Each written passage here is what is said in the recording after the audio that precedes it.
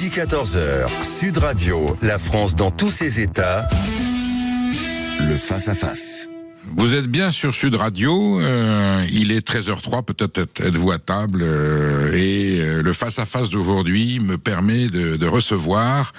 J'en suis ému et touché parce que c'est pas un grand leader politique, c'est pas un grand économiste, mais c'est un homme qui joue un rôle essentiel aujourd'hui dans notre société, dans notre République. Je montre le bouquin, c'est Harold de Cobert. Un très joli titre, Foi de prof. Merci. Ça veut donc dire que vous avez la foi en votre mission de professeur et d'enseignant. Et le débat est cruel parce que Harold de Cobert découvre depuis un an un établissement qui est le lycée Passy Saint-Honoré, lycée privé catholique. Il est donc il découvre cet univers et ça va être le fil rouge de notre échange. L'école de la République, c'est peut-être dans le privé qu'elle est aujourd'hui. Je disais tout à l'heure en présentation les Hussards Noirs de Jules Ferry, cette école qui a fait que la République française est devenue cette grande République, cette grande société des droits de l'homme, des valeurs. C'était l'école publique qui l'a portée. Tout à fait. Et aujourd'hui, l'école publique, je pense au livre de La Fabrique du crétin de Jean-Paul Brigelli, et les témoignages que j'ai reçus des enseignants, c'est de pire en pire. Et là, on sait aujourd'hui même que l'appauvrissement de la France, si le revenu moyen des Français ça baisse, c'est aussi parce que le niveau scolaire ça baisse. Foi de prof, Harold de Cobert, vous mettez votre espoir dans l'école privée que vous avez rencontrée. Vous pensez qu'on va pouvoir redresser la barre? Bien sûr, je mets mon espoir dans cette école-là, mais je mets surtout mon espoir en premier lieu dans la jeunesse d'aujourd'hui, que je ne crois pas aussi stupide qu'on essaye de nous la présenter tout le temps. L'un de mes postulats, c'est que si leur niveau a baissé, c'est pas parce que leur intelligence serait moindre, c'est tout simplement parce que l'exigence des programmes a donc baissé, et que quand on relève cette exigence-là, ils se montrent entièrement capables, tout aussi capables que vous l'étiez vous, que je l'étais moi, de s'élever au bon niveau. Et en revanche, c'est sans doute dans l'éducation privée catholique que les professeurs ont la plus grande latitude pour essayer de les entraîner vers cette exigence-là. Après, soyons clairs, il y a un nombre infini de professeurs dans le public qui se battent avec la même envie, avec la même passion et avec la même foi.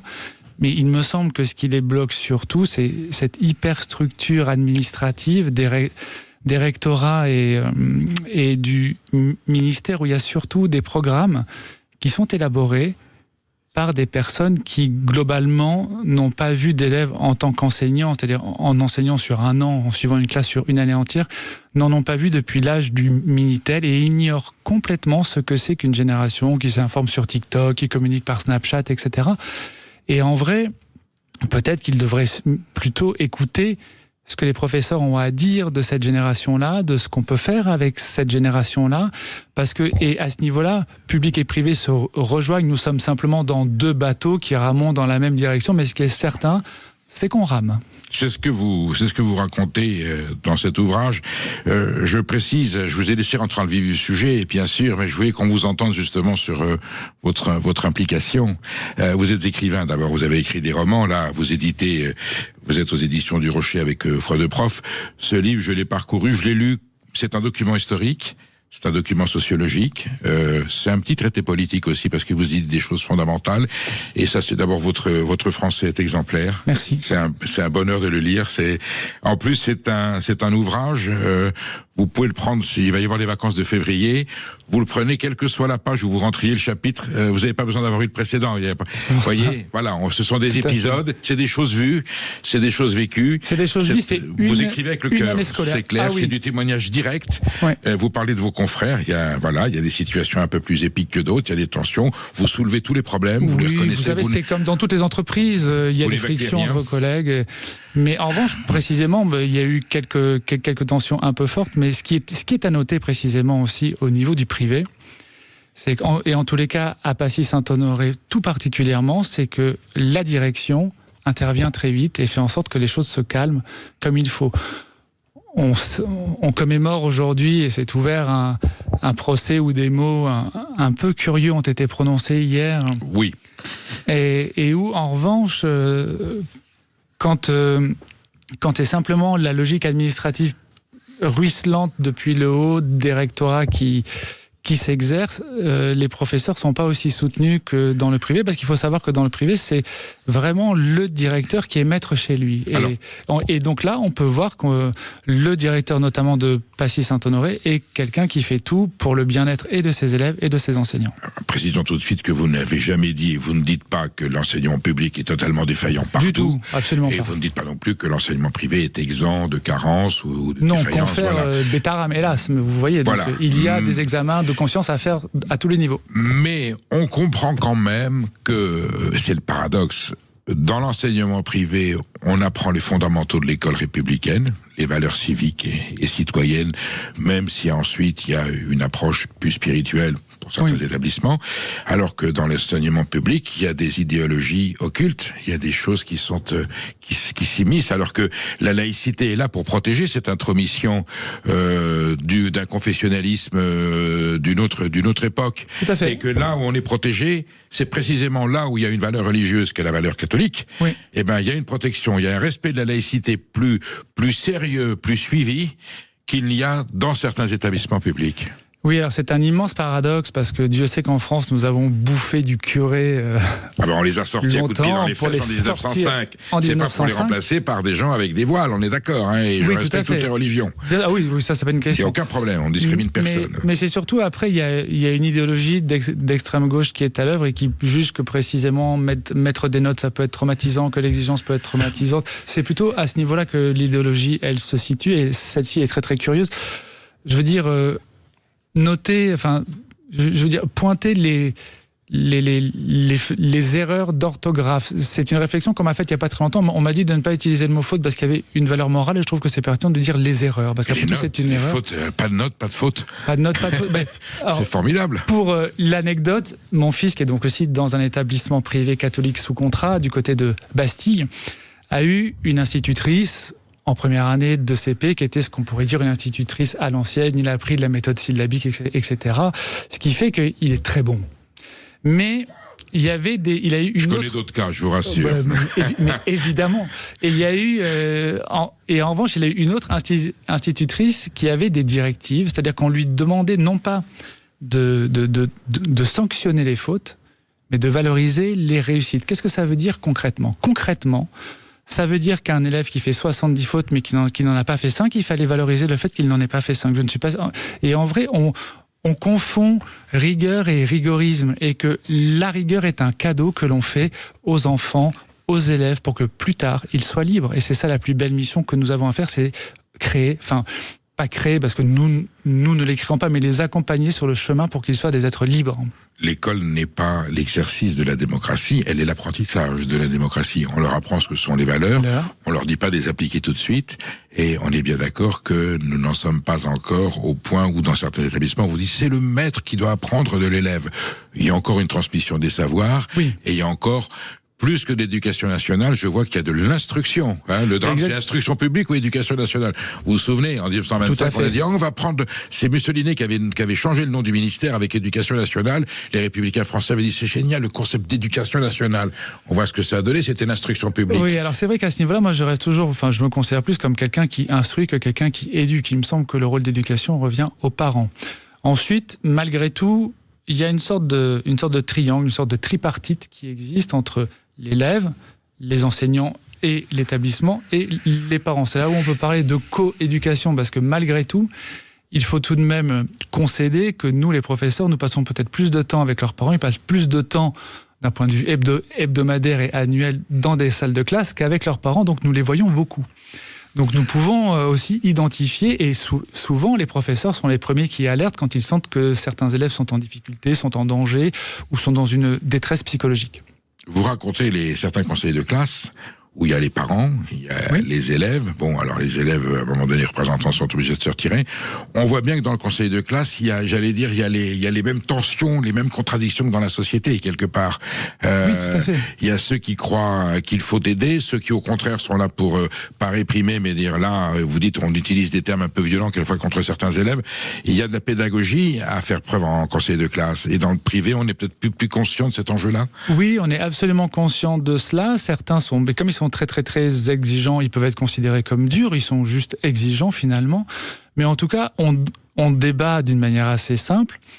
Et certains essayent... Enfin, il y a aussi différents profils. Moi, je dois avouer que je suis un jeune professeur de 51 ans, ça fait 1 an et demi que j'enseigne. Je ne sais pas comment je serai après 30 ans de carrière aussi, où à un moment on peut être usé et on peut être un petit peu fatigué. Donc tout dépend de où est-ce qu'on parle, mais malgré tout, moi ce que j'ai observé dans mon lycée en tout cas, c'est que en règle générale, même ceux qui enseignent depuis 15 ans, 20 ans ou 30 ans, ils n'ont pas perdu la foi. Hein. Il y a toujours la même ferveur, il y en a qui jettent l'éponge quelquefois, mais moins dans le privé, vous avez l'air de me dire. Oui, après, il faut dire que dans le privé, nous travaillons dans des conditions privilégiées. Précisément parce que, d'abord, c'est un choix que les familles font. Donc, ils le font en conscience. De plus, les familles et l'élève signent le règlement intérieur, où il y a un certain nombre de choses qu'il faut respecter. Notamment le fait de se lever quand le professeur entre en classe, de se dire bonjour, d'être poli. On oublie d'ailleurs que le mot politesse et police ont la même racine étymologique et que peut-être la politesse permet d'avoir moins recours à la police ou à la sanction. Le civisme. Exactement. Et à partir de là, il est vrai, nous ne travaillons pas dans des conditions aussi difficiles que des professeurs qui peuvent, en disant quoi que ce soit en classe, avoir des soucis hors de l'école. On va y revenir. Nous sommes avec Harold Cobert, auteur de Foi de prof aux éditions du Rocher. 1 année dans l'enseignement privé catholique. On décrypte un petit peu la différence et réalité. Appelez-nous au 0826 300 300, chers auditeurs de Sud Radio. Vous avez forcément des enfants adolescents ou peut-être en primaire. Vous êtes confrontés aux problèmes scolaires. Vous avez des questions, vous avez des inquiétudes, ce qui est légitime, et nous sommes tous confrontés à cette réalité aujourd'hui en tant que parents d'élèves, et je sais qu'il y en a chez nos auditeurs. Harold Cobert se fera une joie, un plaisir et peut-être un devoir de vous répondre, quelles que soient vos questions ou des observations tout simplement. On sera à votre écoute sur Sud Radio. À tout de suite. Sud Radio, la France dans tous ses états. Perico Légas reçoit Harold Cobert, auteur de Foi de prof aux éditions du Rocher. Un traité, un témoignage écrit dans un français impeccable, monsieur le professeur. Merci. Alors, vous êtes un écrivain, je rappelle pour ceux qui prennent l'émission en cours, vous êtes un écrivain, vous êtes un littéraire. Oui. Qui a décidé de partager son savoir et de transmettre ses valeurs et ses connaissances à la jeunesse française. Oui. Et vous êtes passé à l'enseignement catholique, au lycée privé Passy-Saint-Honoré. Je reconnais que c'est un lycée d'un quartier huppé, d'un certain niveau, mais il faut ce qu'il faut. Et c'est pas toujours vrai d'ailleurs que la fracture sociale est à ce point soit aberrante dans l'éducation. Il y a des lycées où ça se passe très bien aussi, oui, y compris. Bien sûr. Tout dépend de la qualité du prof, ouais. De la formation du prof. Et puis notez bien quand même qu'il y a toutes les classes sociales, toutes les couleurs de peau et toutes les religions qui sont acceptées dans le privé parce que ça fait partie de leur mission et de leur contrat d'association qu'ils ont avec l'État. Et dans mes classes, c'est exactement cela. Il y a des parents qui se saignent pour que leurs enfants soient là. Moi, j'ai certains élèves qui viennent de Bois-Colombes, d'Argenteuil, et aussi certains qui sont juste voisins. C'est une des raisons pour lesquelles l'enseignement privé a beaucoup de succès. C'est l'élément que vous venez de soulever. Tout le monde peut y aller. Voilà. Alors il faut avoir des valeurs et une rigueur. Oui. Mais la porte, il n'y a pas une ségrégation sociale. Non, je pense même que c'est à l'origine même des écoles catholiques créées depuis 500-600 ans. Hein. Saint-Pierre Fourier, qui avait créé une école au XIVe ou XVe siècle, je n'ai plus la date exacte en tête, c'était pour les pauvres et aussi pour les femmes. Vous imaginez comme à cette époque-là, c'était avant-gardiste. Donc cette mission sociale est au cœur d'abord de l'école privée catholique, mais je crois qu'elle est au cœur aussi du catholicisme en soi, la charité chrétienne, etc. C'est un des paramètres de la doctrine sociale de l'Église, Jacques Maritain, Emmanuel Mounier, et l'école française, en tout cas l'école catholique française. Peut-être pas systématiquement, mais c'est inspiré de ces valeurs, ce qui fait que, voilà, il y a beaucoup de gens. Et même pour aller plus loin... On dit l'école libre. Quand j'étais gamin, on disait l'école libre. Moi, j'avais manifesté avec ma grand-mère pour l'école libre, puisque j'étais chez les pères jésuites du côté de Bordeaux. Ah ben, vous étiez deux. Vous savez, je cumule, hein, vous avez vu comme je suis un cumulard catholique. Sans pour autant être croyant, moi-même j'ai un rapport avec Dieu qui est très compliqué, mais ça nous emmènerait trop loin, laissons cela de côté. Mais en tous les cas, vous reviendrez pour... si vous voulez. Mais vraiment, ils ont une mission sociale qui est dans leur ADN, et il faut Arrêtez de croire que c'est forcément que des enfants qui vont porter, qui vont faire la quête à l'église tous les dimanches matins. C'est pas vrai. Ils viennent de partout et le projet social est au cœur de l'éducation privée catholique. C'est un sujet épineux qui a longtemps divisé la société française à toutes les époques. Hein. Oui. Je me souviens quand j'étais gamin, la loi Germer, qui était une protection de l'école privée, et la grande manifestation de 84 qui fait tomber le gouvernement Mauroy. Tout à fait. Alain Savary est ministre de l'Éducation nationale et Mitterrand comprend qu'il ne faut pas aller plus loin. Et la grande manif, encore plus importante que celle sur le mariage, fait que le gouvernement plie. Donc les Français sont attachés à leur enseignement privé pour ceux qui y croient. En tout cas, ils ont le choix. Mais vous savez, ils ont le choix. Ils ont le choix. Mais il faut qu'ils aient le choix. La liberté de choix existe en France, la liberté de conscience existe en France. Mais en tout début d'émission, vous faisiez référence aux hussards de la République. Oui. Aux hussards noirs. Qui n'ont pas forcément fait que du bien parce qu'ils ont aussi détruit les cultures régionales. Sans doute, je connais pas cette histoire. Quand on disait dans les cours de récréation, défense de cracher breton et de parler de parler breton et de cracher par terre, et on donnait honte à des gens de ce qu'ils étaient par leur origine culturelle. C'était une mauvaise chose. Voilà, au nom une très sainte idée de la République. Voilà, donc tout n'a pas été bon non plus dans les hussards noirs, mais ça a permis d'installer les valeurs républicaines. C'est ça. Mais je trouve qu'il y a un lien entre l'idée d'un hussard noir et d'une robe de prêtre qui est noire aussi, si vous voulez. Et lorsque je faisais ma thèse, j'appartenais à un UFR qui s'appelait l'histoire des représentations, et nous travaillions à l'époque avec mes directeurs et d'autres thésards sur ce qu'on appelle la laïcisation des valeurs chrétiennes.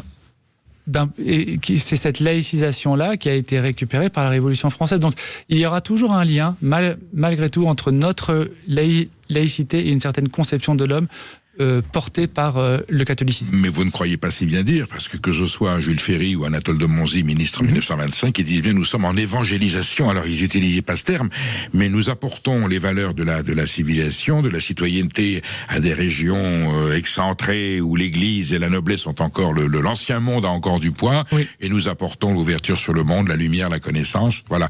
Et aujourd'hui, on a l'impression que c'est plutôt dans l'école privée que ça se passe. Je le dis avec beaucoup de pondération. Oui, parce que gardons quand même l'idée que énormément de professeurs dans le public continuent de se battre pour que la lumière arrive jusqu'aux élèves. Harold Cobert, vous avez attiré l'attention de Sarah qui nous appelle de Bellegarde. Bonjour Sarah, vous êtes prof de français, c'est ça ? Oui, bonjour Perico et bonjour Sarah. Harold. Bonjour madame. Alors vous êtes prof de français dans un collège public, évidemment on n'a rien contre vous et on attend votre témoignage avec sérénité et sincérité. Non mais c'est gentil, mais moi c'est pour adhérer pleinement dans votre sens. Vous avez dit qu'il y avait, j'ai beaucoup aimé vos paroles sur la lumière des enseignants dans le public. Le problème n'est pas tellement les enseignants, le problème est la structure administrative qui est fondamentalement maltraitante et ne fonctionne pas. Et donc il y a une qualité des enseignants dans le public qui est très grande. Le plus de l'enseignant, je parle en général, il y a des établissements exceptionnels. On n'en doute pas, ça, on n'en doute pas. Mais ce que je veux dire, c'est que de manière générale, ce qui fait la qualité du privé, c'est qu'ils peuvent mettre des moyens où ils veulent, contrairement au public où on nous fait faire n'importe quoi, et ils peuvent choisir leur public, c'est-à-dire qu'ils prennent des enfants où ils peuvent les jeter quand ils n'en veulent plus. Alors que nous, dans le public, on est obligé de prendre ce qu'il y a. Voilà. Et comme le niveau ne cesse de baisser pour s'adapter au plus mauvais ou de décider de donner à chacun ce dont il a besoin, c'est absolument catastrophique. Voilà. Mais c'est pas, je veux dire, moi je mettrais pas le public contre le privé, je mettrais la nullité de l'administration de l'éducation nationale plutôt contre le reste. Harold Cobert approuve, je le vois, avec la main, il approuve vos propos. Madame, je pense que je n'aurais pas aussi bien dit, en aussi peu de mots et en étant aussi concise que vous l'avez été. Franchement, j'adhère à tout et je fais le même constat que vous. Ça ne vient pas des enseignants, ça vient de la superstructure administrative. J'en ai moi-même fait les frais. Je partage cela brièvement avec vous, puisqu'en vrai, quand j'ai décidé de devenir professeur, peut-être qu'on reviendra sur le pourquoi, j'ai candidaté d'une manière simultanée sur les deux plateformes, public-privé. Le privé m'a répondu très vite et j'ai été, au bout de 2-3 mois, auditionné par une commission où il y avait 3 chefs d'établissement, dont celui qui a décidé de me confier une classe de seconde l'année dernière. Je n'ai eu du public des nouvelles que 6 mois plus tard, où j'ai été convoqué ensuite au rectorat, c'est tout à fait normal pour un entretien comme pour un entretien d'embauche. Il faut bien juger si les personnes ont plus ou moins les compétences. Mais c'est un entretien qui a viré à quelque chose d'inquisitorial, où j'ai bien vu que le fait que je sois écrivain était quelque chose qui dérangeait. On a voulu me faire comprendre que ça ne me donnait aucune valeur ajoutée, ce qui est vrai parce que je n'en tire aucune gloire. Moi, mais il y a eu vraiment une séance de tentative d'humiliation. C'était très désagréable et c'est parce que j'ai vécu cela que j'ai eu envie d'écrire un livre, parce que je n'ai pas commencé à enseigner avec l'idée je suis pas parti en infiltration. J'allais juste enseigner, je voulais faire juste ça. Mais quand j'ai vu cela, je me suis dit, mais mon Dieu, comment on ose traiter des aspirants professeurs comme ça? Comment ils doivent traiter des professeurs qui sont sous leur direction directe dans le public? Et effectivement, j'ai une amie qui est professeure dans un lycée technologique en banlieue parisienne, en REP, et qui me parle de maltraitance administrative des professeurs. Sarah, est-ce que je peux vous demander depuis combien de temps vous exercez ce beau métier? Eh ben, écoutez, j'ai 60 ans, vous voyez, et c'est un métier que j'adore, mais là, j'en peux plus. Je suis en arrêt parce que j'ai adoré le mot d'Harold de maltraitance. Aïe. Pour tout vous dire, moi, je suis en arrêt parce que je suis tombée dans les pommes, parce qu'un surveillant n'a pas voulu donner l'heure de colle que j'ai donnée aux élèves, m'a regardé dans les yeux et m'a dit, est-ce que vous avez le droit de faire ça? Une gamine de 18 ans, alors je suis agrégée docteur d'État normalienne dans un petit collège, j'adore mes élèves m'adorent, et ça fait 4 fois qu'on me fait ça. On peut même pas, Harold a parlé de mépris, moi je suis écrivain aussi, hein, et j'étais 34e à l'agrégation et je suis traitée comme une merde par la structure et par des gens qui ont même pas mon niveau. C'est hallucinant. Sarah, je suis pas la seule. Hein. Vous pouvez rester avec nous, on va juste marquer. Madame, je suis atterré de ce que j'entends. Alors, quand j'entends votre niveau, vous avez des qualités professorales et quand on est normalienne et agrégée, enfin, on ne peut pas remettre en cause votre autorité dans votre classe. On continue à en parler dans quelques instants. Vous êtes sur Sud Radio. Perico Légas reçoit Harold Cobert. Nous avons Sarah qui est en ligne, qui nous appelle de Bellegarde, qui est enseignante, qui est prof de français. Si vous-même, vous êtes enseignante dans le corps enseignant, que vous soyez, autrefois on disait instituteur, professeur des écoles ou même universitaire, appelez-nous. Si vous avez des enfants qui sont confrontés à cette souffrance ou au contraire à de grandes joies, appelez-nous au 0826 300 300. Emmanuel Galasso attend votre appel et Harold Cobert vous y répondra. Sarah, vous restez avec nous, on continue cette conversation après la pause. Vous avez entendu ces arguments ou... Si vous voulez, je suis désolée, mais c'est intéressant peut-être que je vous dise ce qui s'est passé, parce que vous comprendrez à quel point le problème des valeurs que vous évoquez pose problème. En fait, je suis écrivain comme monsieur, et je fais bénéficier mes élèves de mon expérience. Je leur fais écrire des nouvelles en classe, à mes 4e. Ils font d'ailleurs de merveilleuses nouvelles. Ça fait 7 ans que je fais ça se passe très bien. Mais comme je suis très attentive, je fais le tour de mes élèves. Donc ils sont assis. Moi, je suis pas le prof sur son estrade, je fais le tour, je les aide, etc. Donc, j'avais une intervention du surveillant qui m'avait justement dérangée, ça avait un peu perturbé les élèves. En fait, ils viennent chercher les carnets parce que c'est tellement plus compliqué pour eux de chercher les élèves dans la cour qu'ils viennent les déranger en cours, pour vous dire déjà qu'il n'y a pas de respect du cours. Bon, donc j'avais un peu, le début de classe avait été perturbé, donc je fais le tour de mes élèves et puis je vois des objets qui volent, donc je gueule, normal, et puis au bout d'un moment je me prends une gomme et l'assistante avec moi, on prend toutes les deux des gommes sur la tête. Ça, c'est intolérable. Donc je leur dis, écoutez, vous avez jusqu'à la fin de l'heure pour vous dénoncer ou je fais une colle collective. Je ne colle jamais, hein. Moi j'ai jamais besoin de ça se passe très bien. Simplement là, ils étaient un peu abrutis, ils ont fait des idiots, voilà. Donc, je mets une heure de corps collective. Je mets 7 heures le mardi. Et le vendredi à 15h, on libère les élèves. Et ça fait 4 fois que ça se produit. Parce que les gamins, maintenant, qui savent qu'ils peuvent, ils vont voir, ils disent, mais on peut pas sortir. Oh, ben oui, elle n'a pas le droit de faire ça. Allez, vous pouvez sortir. Alors que ça a été vu avec le principal adjoint qui était indigné de cette attitude. Parce qu'en 4e, jeter des gommes, puis ils auraient pu éborgner quelqu'un. C'est gravissime, quoi. Vous voyez, l'autorité, elle est là. Si vous les laissez faire n'importe quoi, après, ça continue. Là, les gamins, ça fait 4 fois qu'ils peuvent sortir alors qu'ils ont une punition, ils vont le faire systématiquement. Puisqu'ils ont compris que c'était bon. Vous voyez? Non, mais en effet. Complètement anéanti. Bien sûr, Harold Cobert, l'autorité de l'administration scolaire est essentielle, que le soutien, que les enseignants soient soutenus par leur autorité, quand même. On sait que si les enseignants ne sont pas soutenus par leur autorité, c'est la porte ouverte à tous les drames que l'on connaît, dont le pire dont nous parlons en ce moment, depuis hier, dont nous reparlons hélas depuis hier dans l'actualité. Cette désagrégation de l'autorité, là, je sais qu'une de vos bêtes noires, c'est TikTok.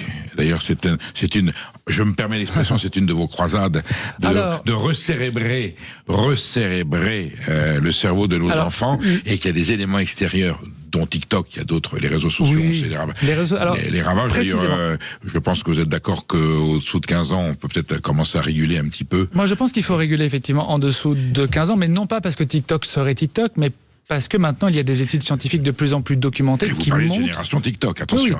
Oui, parce que eux s'informent par là, mais précisément... J'y viens. La problématique des réseaux sociaux, c'est que plus on est exposé jeune et d'une manière longue et régulière, plus il y a des conséquences neurocognitives en termes d'attention et de capacité de concentration, ce qui après pose des problèmes pour étudier. C'est avéré, ça, maintenant, c'est clair. Mais, je veux dire, en fait, c'est comme pour tout. C'est comme pour l'IA, c'est comme pour les réseaux sociaux, c'est comme la vie. Il y a un bon usage des réseaux sociaux. Moi, mes élèves me montrent parfois certains comptes TikTok, parce que savez-vous que les deux hashtags très populaires sur TikTok, c'est BookTok et EducTok. EducTok, c'est des profs qui font au format TikTok une petite leçon sur l'adjectif, une petite leçon sur la dissertation, une petite leçon sur Maupassant, ou qui le feuilletonnent. Et sauf que là, ils empruntent les codes de cette génération, qui a un code rapide, qui va vite, et qui aide les élèves. Après, quand c'est juste regarder des personnes qui dansent en playback, ça abrutit, mais il y a des bonnes choses à apprendre sur les réseaux sociaux. Et donc, au fond, ce que nous devons faire, parents et école, c'est accompagner les élèves dans un bon usage, et c'est la même chose avec l'IA, parce que l'IA, maintenant, elle est dans nos vies, elle est présente, elle a vraiment fait son entrée. Moi, je l'ai vue. En début septembre 2024, quand j'ai commencé à être enseignant, elle était très peu présente. L'IA, à la fin de l'année, elle était partout. Donc, la question, c'est pas de se dire interdire l'IA, c'est comment faire pour qu'ils en fassent un bon usage qui leur soit bénéfique. Parce que le progrès est là. L'imprimerie, il y a très très longtemps, on s'est dit c'est une catastrophe, ça va détruire l'humanité, ça a apporté de bonnes choses, ça a apporté de mauvaises choses aussi, peut-être, sur certains textes, les pamphlets, les mensonges, la désinformation, bref, que des choses qui ressemblent à ce qui se passe aujourd'hui. En revanche, il vaut mieux penser le problème et faire en sorte que les élèves soient éduqués pour s'en servir au mieux. Science sans conscience n'est que ruine de l'âme, disait François Rabelais. Nous sommes en ligne avec Xavier, qui nous appelle de Bordeaux. Alors Xavier, vous êtes prof dans le privé. Est-ce que vous partagez le désarroi et les espoirs d'Harold de Coberve, Xavier? Oui, je suis prof dans un établissement privé. Effectivement, l'enseignement catholique supérieur sous contrat. J'enseigne... j'ai enseigné en lycée, mais là j'ai arrêté, je fais que les BTS. Et ce que je peux vous dire de mon expérience, ça fait 5 ans, ça va faire 6 ans que je fais ce métier, c'est que les élèves sont friands d'exigence et d'une forme de fermeté. Et moi, je vous vois, mes élèves. Harold approuve, avec les mains. Je les vous vois aussi, chers collègues. Et je remarque que mes élèves apprécient l'exigence que j'ai avec eux, apprécient cette forme de fermeté et de rigueur intellectuelle. Et contrairement à ce qu'on pourrait croire, ça les intéresse, ça leur donne un modèle et ils nous en remercient. Effectivement, ça n'empêche pas d'être aussi bienveillant et d'apporter une forme de tendresse. Voyez, Xavier, ce sont des repères. C'est le fondement du repère, ce que vous évoquez là, Harold. Mais effectivement, je pense qu'on est des repères pour ces jeunes, parce que bien souvent, ils n'ont pas dans leur foyer, disons-le, ils n'ont pas ces repères, les repères qu'il faut, pas dans tous les foyers. Je parle notamment sur le plan intellectuel. Le métier de professeur, c'est surtout un métier, en tout cas, comme ça que je le conçois, un métier où on donne le goût de l'apprentissage, le goût de l'esprit critique, et le goût du raisonnement intellectuel, de la rigueur intellectuelle. Et certains, malheureusement, n'ont pas ça. Et on est pour eux, oui, un repère, justement, dans cet océan d'informations, de monde ultra connecté, un repère pour se situer, se positionner, réfléchir. Des repères, Xavier, et quelquefois, en famille, ils n'ont pas de repères et ils ont même le mauvais exemple. Je pense que vous citez des cas, quelquefois pas dans votre vie là, à lycée, mais vous savez qu'il y a des familles qui sont détruites par ce manque de... J'ai déjà évoqué cela, c'est que c'est ma belle-fille qui m'a raconté cette anecdote. L'un de ses amis ou l'une de ses amies se plaignait que le soir à table, elle voulait être à table avec ses parents et discuter avec eux. Que faisaient les parents? Ils étaient derrière leur téléphone portable. Donc, quel exemple? Alors que cette jeune fille aurait préféré dîner, discuter, échanger sur sa journée, familial, sur leur journée, social, et les parents scrollaient sur leur téléphone portable. À partir du moment où les parents deviennent défaillants aussi, qu'est-ce qu'on peut demander aux enfants? L'école peut pas tout faire non plus. C'est clair. Mais je suis très sensible à ce que vient de dire Xavier sur le fait que l'exigence, quand on est exigeant avec les enfants, ils comprennent que si on est exigeant avec eux, c'est qu'on les considère comme capables de cette exigence. C'est-à-dire qu'on les considère comme des êtres intelligents. On n'est pas en train de leur dire, vous avez, on leur dit, mais justement, on sait que vous en êtes capable, donc on est exigeant avec vous. Mais il est là le respect. Pas dans le fait de laisser tout faire, de leur dire, vous êtes capable de comprendre. Il y a de la tendresse à les considérer capables et intelligents. L'exigence n'est pas quelque chose qui est fait pour les descendre, pour les abaisser. C'est fait pour faire ce que les élèves sont censés faire, c'est fait pour qu'ils s'élèvent. C'est quand même simple. Enfin, j'invente pas l'eau chaude ni le fil à couper le beurre lorsque je dis ça. Tout est dans les mots. Un élève est là pour s'élever. Mais si on veut qu'il s'élève, on monte l'exigence. Ça veut pas dire que je veux dire, c'est pas parce qu'on va monter la barre que tout de suite vous allez sauter 3 mètres au saut.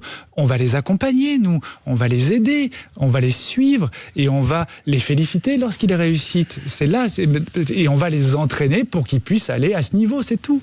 Merci Xavier pour votre témoignage. Vous restez avec nous sur Sud Radio. Je suis avec Harold Cobert. Appelez-nous au 0826 300 300 comme ça. Et Xavier, posez des questions à Thierry Cobert. Est-ce que vous êtes enseignants, est-ce que vous êtes parents d'élèves, est-ce que vos enfants sont dans le public, sont dans le privé? Je suis sûr que vous avez une multitude d'envie de choses à dire et de témoigner. Et Emmanuel Gasso attend votre appel, on vous retrouve dans quelques instants. Sud Radio. Midi 14h. Sud Radio, la France dans tous ses états. Je reçois Harold Cobert, auteur de Foi de prof aux éditions du Rocher, une année dans l'enseignement privé catholique, un témoignage émouvant, très très enrichissant au niveau connaissance et surtout qui porte la réflexion éducative à des sommets. À lire absolument, d'abord parce que c'est un plaisir, un bonheur de le lire. C'est détaillé en chapitres, je disais tout à l'heure, vous pouvez rentrer à n'importe quel moment du livre, vous êtes en plein dedans. Et Harold Cobert c'est un intellectuel, c'est un écrivain, c'est un littéraire, et il a décidé, en mission, parce qu'il a été élevé par les jésuites, il a décidé de faire à l'école, je me permets, le don de sa passion, le don de sa vie, parce que ce dont la France a besoin aujourd'hui, c'est qu'on accompagne cette jeunesse à trouver les repères. On constatait tout à l'heure que les repères étaient en perdition. Harold Cobert, il y a un chapitre, évidemment, il y a plein de chapitres, on va pas tous les passer.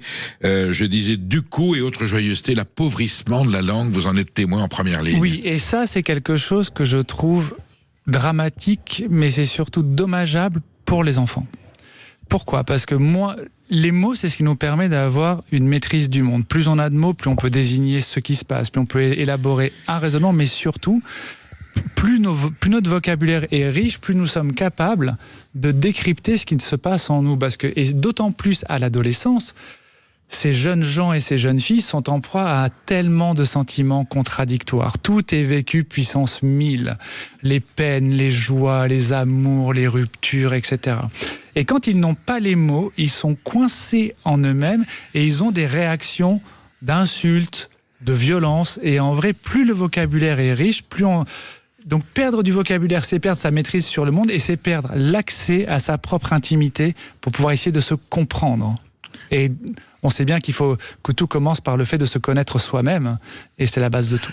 Je pense que à Passy-Saint-Honoré, il y a un niveau d'écriture, de connaissance du français supérieur sur lequel vous êtes très vigilant et très exigeant. Je suis très vigilant, mais on est aussi confronté à cet affaissement parce qu'il y a des fautes, évidemment. Oui, voilà. Il y a des fautes, mais en vrai, moi, c'est pas tellement l'orthographe au sens premier du terme que je sanctionne. C'est-à-dire que par exemple, si on ne... C'est le sens de la phrase, surtout. Voilà. Oui, puis si un élève ne sait pas si développement, ça prend un L, 2 P, 2 L, 2 P, un P, 2 L, bon, je l'entoure. Moi, ce que je sanctionne, c'est les fautes que j'appelle qui sont liées à la profondeur de la langue, à la langue profonde. C'est-à-dire... Quand on écrit « j'ai aimé » ER, ça me pose un vrai problème parce que ça veut dire qu'on ne comprend pas que c'est un verbe. Et si on ne comprend pas le verbe, on n'a pas le sens de la phrase. Ou pire, j'ai vu « ils » au pluriel affiche avec un S. Alors on met le pluriel, mais on ne reconnaît pas que c'est un verbe. Et si on ne reconnaît pas le verbe, le sens de la phrase c'est terminé et donc il n'accède pas au sens du texte. Et c'est en revanche ça que je corrige et que je martèle, parce que s'ils ne peuvent pas avoir accès au sens du texte, ils ne comprendront pas. Et j'en parlais avec un collègue avec qui nous avons beaucoup travaillé ensemble, qui est prof de mathématiques et qui dit les mathématiques c'est d'abord du français parce qu'ils ont un souci juste de lecture et de compréhension de l'énoncé. Et comprendre un énoncé mathématique, c'est déjà se donner la possibilité de pouvoir le résoudre et le réussir. Mais il faut comprendre ce qu'on vous demande. Alors, votre ouvrage était pris un peu comme un agenda. On a tous les trimestres, on a certaines dates. Je vais prendre celle dans laquelle nous nous trouvons, parce qu'en même temps, c'est un chapitre qui est très révélateur de certains phénomènes. Du lundi 20 janvier au lundi 3 février, la félicité est une anomalie entre deux catastrophes. Décryptez-nous ce message. Oui, il y a des moments où tout se passe bien avec les élèves et c'est merveilleux. Ils écoutent, ils sont actifs, etc. Donc ça existe. Bien sûr que ça existe. Mais en revanche, après, il y a... On ne sait jamais combien de temps ça dure, hein, si vous voulez. Et à un moment, il y a un événement qui arrive et tout s'effondre et il faut tout recommencer. De toute façon, il faut toujours tout recommencer. Il y a cette très belle phrase de Gide que j'ai un tout petit peu modifiée pour qu'elle soit plus compréhensible, qui dit « Tout a été dit depuis que le monde est monde, mais comme personne n'écoute, il faut sans cesse répéter et donc il faut sans cesse recommencer. » Bien sûr. Nous sommes tous décisifs. On est dans une mission.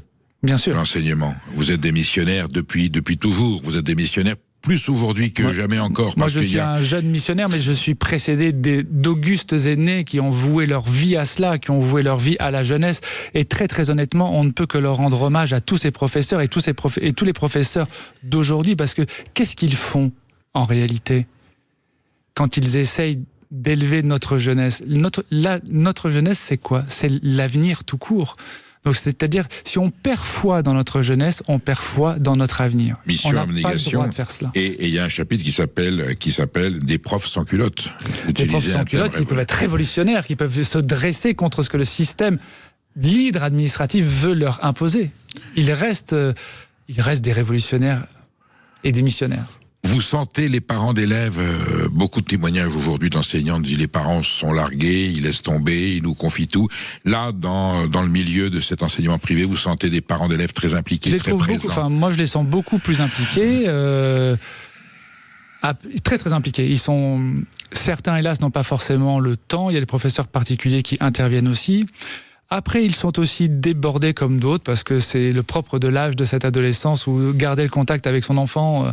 Moi, j'ai la chance d'avoir un fils de 15 ans avec qui le contact reste, mais je sais que c'est une anomalie presque. Votre définition de l'adolescent qui traîne les pieds, qui répond par un son monosyllabique, c'est fabuleux. Alors on a des zombies quelque part. Vous savez, non, mais il y a une très belle phrase d'Oscar Wilde par rapport à ça qui dit « Les enfants commencent par aimer leurs parents. Ensuite, ils les jugent. » Ça, c'est l'adolescence. Et la fin de la phrase, c'est là où elle est la plus belle. Il arrive qu'il leur pardonne. Voilà. Et un adolescent qui ne se rebelle pas contre ses parents a raté son adolescence quelque part. C'est dans l'ordre naturel des choses. Oui, avec cette chance aujourd'hui qu'on est souvent obligé de pardonner aux enfants beaucoup plus qu'aux parents. Ah, ça, c'est l'inversion des valeurs et de la charge de la preuve, souvent. Harold Cobert, je vous lance un défi, puisque vous êtes comme moi de formation jésuitique. Vous allez dans l'enseignement privé. Je n'allais pas vous dire que à vaincre sans péril, on triomphe sans gloire. Si vous pouvez, parce que c'est vrai que les conditions sont plus faciles. Très méritant. Vous vous lancez dans le bain de l'éducation après avoir, vous auriez pu faire autre chose. Hein, personne ne vous a obligé. Vous êtes allé sur le Golgotha là carrément pour le don de votre personne. Est-ce que vous iriez, vous seriez tenté si un patron d'établissement public vous disait Harold Cobert, j'ai besoin de secours, venez dans mon établissement. Vous y allez quand même? Ah oui, alors j'y vais. Sans un lycée de banlieue difficile. Sans hésiter un seul. Dans une zone sensible. Non mais vraiment, je vous le dis. Avec des petits barbares, avec des sauvageons. Mais non, c'est pas des barbares. Non, j'utilise ce terme parce que c'est ce qui était des sauvageons. Non, moi je suis convaincu que si on est authentique nous et qu'on leur parle vrai, ils seront prêts à venir avec nous. Enfin, j'ai peut-être une vision idéaliste, je n'y ai pas été confronté, mais c'est dans le chemin qui a été le mien, comme je vous l'ai dit, j'ai candidaté simultanément aux deux. Si le public m'avait répondu plus tôt, m'avait proposé un poste, je serais à l'heure où je vous parle dans le public. Ça a été les hasards des décisions qui ont été faites et la vitesse que le privé a eue, la réactivité plus grande qu'il a eue par rapport à moi, c'est tout. En tout cas, c'est clair que le message que vous envoyez à vos collègues et confrères, tenez bon. continuer. Tenez bon, La on mission travaille est tous fondamentale ensemble pour que le pays survive, que notre société, que notre civilisation. Et comme disait très bien Sarah, non, il ne faut pas opposer les professeurs du public et du privé. En revanche, nous sommes tous, me semble-t-il, unis contre les absurdités de l'administration, et c'est contre cela que nous devons nous battre pour la jeunesse. Foi de prof, votre foi est chrétienne, je le sens, mais je sens qu'elle est aussi républicaine, qu'elle est citoyenne. C'est une foi globale. Vous êtes patriote, vous aimez la France. Je suis un spécialiste de la Révolution française, vous imaginez. Alors, j'ai pas dit que vous êtes, je sais bien. Je dis pas que vous êtes rentré en résistance, mais presque. En tout cas, vous êtes monté au front dans cette première ligne pour défendre des valeurs qui vous semblent essentielles. C'est sur le terrain de l'école. Je suis d'accord avec vous. Et je trouve qu'aider les jeunes à avoir de la culture et du discernement, ce dont ils ont le plus besoin pour ne pas être manipulés par les fake news via les réseaux sociaux, c'est une mission, et c'est être un révolutionnaire que d'y aller, et c'est partir vraiment au combat pour eux et avec eux. Contre toute attente, au 21e siècle, certains y ont laissé leur vie pour faire ce métier, pour enseigner des valeurs fondamentales. Vous savez que vous êtes rentré dans cette hypothèse. Oui, bon, moi je risque, honnêtement, là où je suis, je ne risque rien. À l'intérieur de l'établissement, non, mais... Non, mais je n'ai pas de propos qui pourraient, je veux dire, générer cela. Je suis pas dans un environnement qui pourrait. Donc vous acceptez qu'on monte des images religieuses et que le blasphème, vous ne le pratiquez pas, mais vous comprenez que les valeurs de la République puissent... Ah non, mais moi, alors, pour être très clair sur ce sujet, je suis pour le droit d'emmerder Dieu, comme dirait Richard Malka. Bon, écoutez... Que ce soit clair sur ce point. Bon, je n'ai jamais entendu un propos aussi libéral et tolérant que celui-là, mais nous sommes sur Sud Radio, qui est celle du parlant vrai. Harold Comer, merci du fond du cœur d'avoir été avec nous. Merci à vous, M. Je rappelle, Foi de prof aux éditions du Rocher, une année dans l'enseignement privé catholique, un document historique à dévorer passionnément. Les vacances de février approchent. Vous en sortirez plus averti, plus intelligent. Vous n'étiez pas bête, chers auditeurs, mais moi je suis sorti plus intelligent que je ne l'étais avant sa lecture. On se retrouve demain et on va laisser la place au sentiment avec Brigitte Lahaye et vous restez sur Sud Radio. Qu'est-ce qu'on est bien sur Sud Radio. Merci. Merci.